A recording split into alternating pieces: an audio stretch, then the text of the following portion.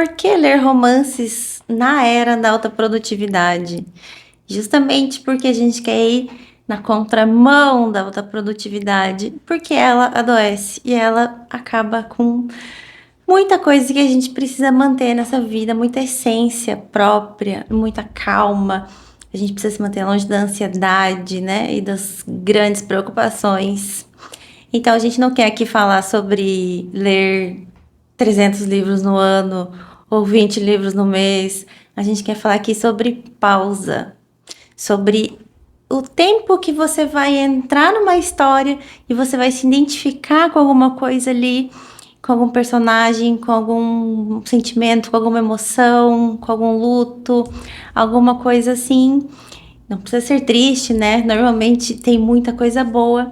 E aí, nessa identificação, você aprende muita coisa. Aprende muito sobre como lidar com as coisas, com a vida, com as pessoas. E aprende com os personagens que estão nos livros e não precisa passar por aquilo para aprender, né? Ou a gente até reconhece em nós algo parecido com aquilo e que a gente pode mudar. A gente pode se adaptar diante, né, de perceber que aquilo tá errado. No vídeo de hoje eu quero falar para vocês como escolher um bom romance e por que que isso pode ser a solução de tanta coisa na sua vida. Eu sou a Isis Freitag, eu sou autora de um livro de confeitaria, que ele também tem muita coisa além de confeitaria, ele tem minhas histórias, ele tem grande parte do meu encorajamento na vida para fazer as coisas. E ali eu já coloquei textos até poéticos sobre as comidas, sobre os bolos e os muffins e os momentos que eles me trouxeram e que eu pensava enquanto fazia as receitas, enquanto criava as receitas. Também sou especialista em slow living e slow marketing. Por isso que esse tema hoje combina tanto com esse canal. E eu espero que combine com você também, que ressoe aí dentro e que você consiga tirar uns bons aprendizados desse vídeo. Então vamos lá. Eu, como uma boa leitora, gosto muito de ler diversos tipos de livro e também muitos livros técnicos, né? Esses livros que a gente pega para aprender coisas. Inclusive, estou lendo muito no momento livros sobre produtividade lenta, foco, escolher a única coisa, uma coisa por vez, fazer listas, fazer planejamento e sempre com pausas, sempre colocando ali para você, para mim, né? Falando aqui do que como eu tenho feito, sempre colocando o tempo de pausa, o tempo de ver as coisas surgindo, nascendo e tudo isso tem que ser muito bem elaborado, então com tempo, né, com cabeça, com dedicação mental para isso, que já é difícil, né, numa era de falta de foco que a gente tá. E nisso a gente precisa também colocar ali o tempo para ver os projetos ganhando vida, ganhando força. E não é instantâneo, não é automático. Eu vejo muita gente colocando assim um produto à venda na internet e geralmente a prova social é alguém falando: acabei de implementar isso e já vendi 30 mil reais, alguma coisa assim. E eu fico assim, gente, como? Né? Porque, ok, pode ser até que exista, sim, não duvido, mas é muito assim. É assim que a gente vai continuar com os 30 mil por dia, ou 30 mil na semana, ou 30 mil no mês? Cada vez que for implementar algo, ou esse implementar foi implementado e acabou? Então, tem que pensar mais a longo prazo, tem que pensar numa maturação da ideia e numa maturação do que você quer manter na sua vida. Por isso, os livros de romance entram com essa vibe gostosa, com essa energia boa de companheiros mesmo, de grande aprendizado e aprendizados para a vida, aprendizados que não estão nos livros de alta produtividade, nem nos vídeos de alta produtividade e de ganhar milhões em um mês ou em um ano, ou milhões de milhões. Enfim, claro que todo mundo pode ficar rico, quero que todo mundo fique, quero ficar também, Mas aqui a gente vai falar sobre pausas, porque eu acredito muito nisso, que a gente precisa de tempo para as coisas maturarem, para a gente se desenvolver para as coisas, não só as coisas se desenvolverem a partir dos nossos comandos e a partir das nossas atitudes. A gente precisa de se desenvolver, se preparar para isso. E nesse preparo, já começo dizendo para vocês que escolher um livro, um romance no caso, é como escolher uma planta para levar para casa. Você vai na floricultura e aí você vê uma planta e fala: nossa, que linda! Que seria a capa do livro. Mas aí a planta também, você tem que pensar: essa planta é de sol? É de sol pleno? Ou ela é de sombra? Ou ela é de meia sombra? Porque varia muito. Uma plantinha que gosta ali de 4 horas de sol não vai aguentar ficar numa sombra completa. Que nem eu tenho aqui essa, ela fica na sombra, não entra sol aqui no meu escritório. Entra luz. Então, varia muito.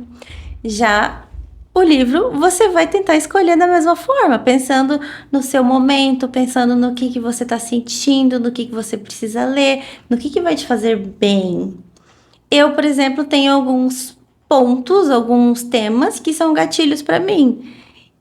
Gatilhos já trabalhados, né? Mas que eu evito.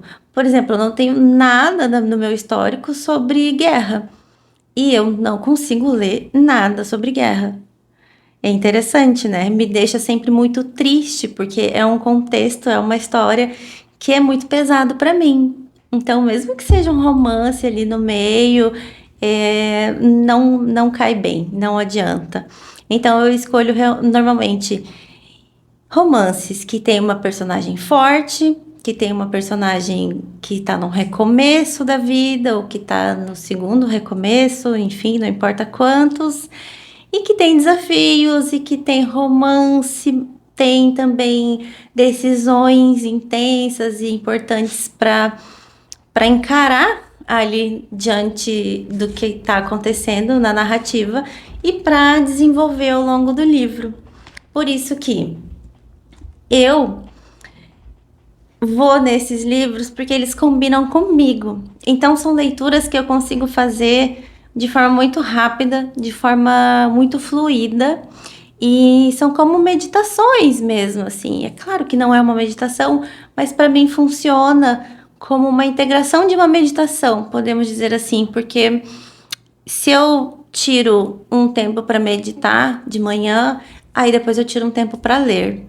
E quando eu leio um trecho de um livro que é um romance, né, um livro de ficção, eu fico melhor, eu fico mais centrada e eu saio mais leve. Então, se eu fizer uma meditação e for ler um livro de alta produtividade, por exemplo, eu vou sair com a cabeça estourando de cobrança, porque eu vou começar a achar que eu não estou fazendo o suficiente e que eu não estou sendo ali daquele jeito que o livro manda ser, sabe? E que eu já sei que eu não vou conseguir ser, porque esse não é o meu estilo. Eu sou autora de um livro, o Confeitaria Botânica. Ele é um livro de receitas de bolos e muffins, sem glúten e veganas. Nisso, eu já coloco muito da minha especialidade no slow living, porque cada receita ali eu criei. Muitas eu pedi em sonho e eu sonhei com elas. O livro também veio em sonho, a ideia dele, né? Então, quando eu escrevia, eu já escrevia de uma forma mais quase romancista, assim, porque para mim cada bolo e cada receita que eu criei, né, me remete a um momento, me remete a um estado de emoção, assim, a um emocional desenvolvido ali a partir daquilo.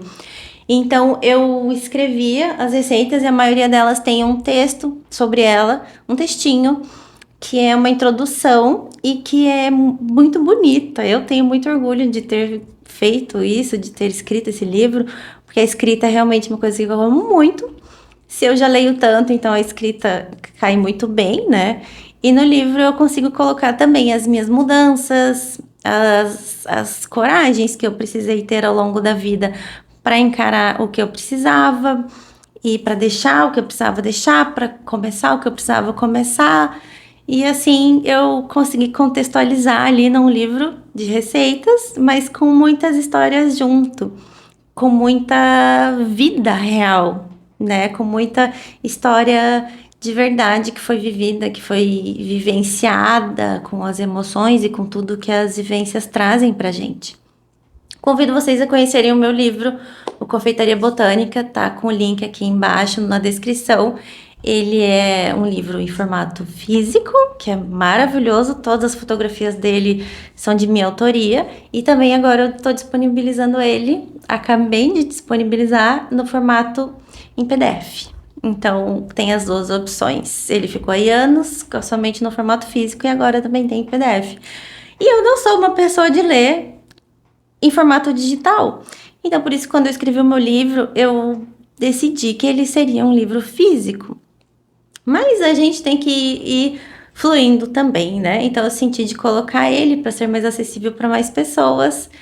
Até porque o livro físico, ele tem, né, uma tiragem, ele tem uma limitação. Então, coloquei em PDF. Se você gosta de PDF, ótimo, né, de ler no formato digital. Eu acabo tendo uma coleção muito grande de livros e é muitas caixas, né? Um número muito grande de caixas na mudança que eu preciso sempre organizar, mas eu confesso para vocês que é a parte mais gostosa, porque cada livro que eu pego, tanto para guardar quanto para chegar na nova casa e colocar nas prateleiras de novo, me vem as emoções do que eu senti quando eu lia, e normalmente eu me lembro do que eu estava vivendo também quando eu lia. Então, eu vou dar um exemplo aqui para vocês, que foi o livro que mais me marcou. Eu li ele no ano retrasado, eu li ele em 2024, que é o Água Fresca para as Flores. Água Fresca para as Flores, da Valérie Perrin. Ela é francesa, então com certeza a pronúncia é outra. E esse livro, gente, eu li num período de mudança e de muita coragem, que eu não sei de onde eu tirava. E eu me bati com ele, assim, vi alguém recomendando ele e falei, nossa, eu preciso ler esse livro. Automaticamente fui atrás dele, numa livraria, e comecei a ler e devorei ele, acho que em 5 dias. E é um livro grande, né? Então ele é um livro que normalmente se demoraria mais para ler. Mas é tão bom, que a personagem principal, ela encara tantas coisas, tantos desafios e abandono e luto. E ela faz um bem para as pessoas e para os animais e que assim, ó, é tão inspirador, tão... E eu chorei, mas é aquele choro assim, sabe, que você tá precisando. Eu sei que tem muita gente que olha e fala, eu não vou ler, quem que quer chorar? Mas eu acho que o choro faz parte das emoções humanas e que muitas vezes lava a alma. Muita gente não consegue chorar, não consegue ter tempo, ou acha que precisa de tristeza demais para isso. Então, um bom livro acaba trazendo essa lavada de alma e de emoções, e aí a gente para tentar entender por que mexeu tanto comigo. Por que essa parte do livro, por que esse livro mexeu tanto comigo? E aí a gente aprende a se reconhecer melhor, a se conhecer melhor, a se desenvolver mais. Por isso que eu recomendo ler romances. E aqui ela fala: os únicos fantasmas nos quais acredito, são as lembranças. Isso é muito bonito, né? Porque, como eu falei agora, que cada livro para mim tem uma memória, tem uma emoção, sim, são lembranças. E lembranças, como ela fala, acabam sendo fantasmas às vezes, né? E aqui a gente segue nesse estado de leitura gostosa, com uma lista muito grande que eu poderia trazer para vocês. E tô pensando aqui em fazer uma sessão, uma série de indicações de livros para vocês. Eu tenho mais 3 aqui na minha mão, mas vou deixar para fazer separados os vídeos. Por enquanto eu quero que vocês me contem aqui o que vocês acham sobre essa leitura. Porque a gente acha às vezes que tá perdendo tempo lendo romance, né? Ou tem vergonha de levar o livro para pro ônibus ou para uma fila. Eu ontem mesmo fui fazer uns exames e eu já sabia que para esse exame eu ia ter que ficar 30 minutos sentadinha.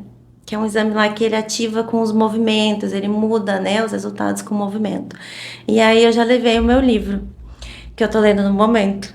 E que eu consegui ler várias páginas em meia hora. Então a gente tem que aproveitar esses momentos e a gente não pode perder o hábito, né, da leitura. Eu até fico assim, me faltam palavras porque os livros me salvaram muito, sempre, desde muito pequena, desde muito criança, assim, eu gostava de ir na biblioteca e eu gostava de pegar livros para ler, gostava de indicações também das amigas.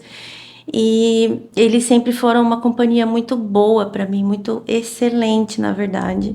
E eu sempre aprendi muito com os livros, como um desenvolvimento. Eu tenho até uma tatuagem de livros, porque realmente eles são meus parceiros e talvez até um dos maiores tesouros dessa vida seja o gosto pela leitura. E eu quero dizer para vocês também que é um gosto, que é um não que eu tenho desde a infância, mas você pode desenvolver também. Para quem está me assistindo e de repente não gosta de livros, a gente pode desenvolver numa boa escolha. Então, essa questão, pegar o livro, ler sobre ele, ler a orelha dele, o que que diz, né? Ler quem que é a autora. E ali a gente analisa e vê se combina com a gente, vê se dá um ânimo para ler ou não. E quando o livro estiver ruim, tudo bem, você pode largar ele. Não precisa terminar e ficar se forçando um livro que não deu certo. Mas leiam, leiam, leiam, sério, leiam. Eu sei que não é uma coisa tão divulgada, né, na nossa cultura, mas a gente precisa falar mais sobre isso, a gente precisa desenvolver, principalmente no mundo tão digital hoje, quando a gente aprende a ler um livro e a gostar do cheiro de um livro, ou de simplesmente observar o quanto o livro tá ficando antigo na tua vida. Olha só, ele vai mudando de cor. Olha, esse aqui já tem muitos anos. E é muito fofinho. Então, enfim, você se apega e eles são parte da sua vida. Eu quero deixar aqui para vocês o convite de conhecer a minha mentoria, que é uma mentoria de desenvolvimento pessoal, de transformação, de mudanças pessoais, focada no slow living, e a minha agência de marketing, que é também focada no slow marketing, que não é sobre ser lento, não é sobre nadar contra a maré ou nada assim. É sobre fluir com as nossas próprias energias, sem se levar a um extremo e sem se amontoar. Eu digo para vocês que esses livros aqui são livros de anos, anos e anos, tanto que eu mostrei um aqui que é muito antigo. Então, não é sobre leitura dinâmica, não é sobre quantos livros você vai ler no ano. É sobre o quanto você vai se desenvolver com esse livro, o quanto você vai se desenvolver ao longo do ano. Se você pegar um gosto legal pelo livro de romance. Eu fico por aqui. Até o próximo vídeo.